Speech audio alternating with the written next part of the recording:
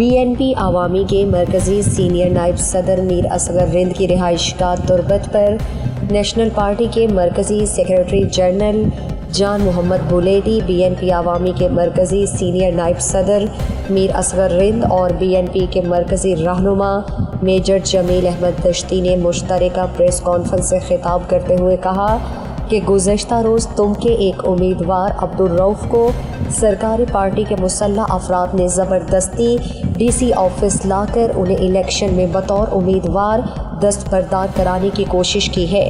مسلح افراد کونسلر کے ایک امیدوار کو اٹھا کر DC آفس لاتے ہیں مگر قانون حرکت میں نہیں آتا اور ان مسلح افراد کو گرفتار نہیں کیا جاتا۔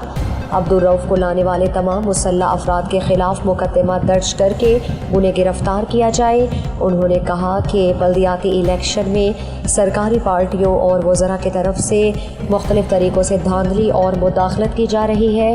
12 سے 15 نئے پولنگ اسٹیشن بنائے گئے جو دھاندلی کی پہلی اسکیم ہے۔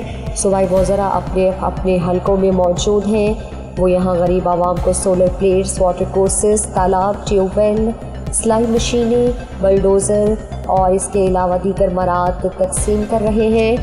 حالانکہ الیکشن قواعد و ضوابط کے مطابق الیکشن مہم کے دوران صوبائی وزراء اپنے حلقوں میں نہیں جا سکتے، مگر سب وزراء یہاں نہ صرف موجود ہیں بلکہ الیکشن قواعد کی صریح خلاف ورزی کے مرتکب ہو رہے ہیں۔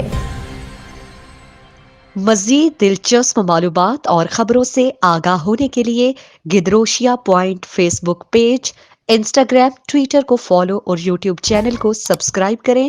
بیل آئیکن بٹن دبانا نہ بھولیں تاکہ مکران سمیت بلوچستان کی خبروں سے جڑے رہیں۔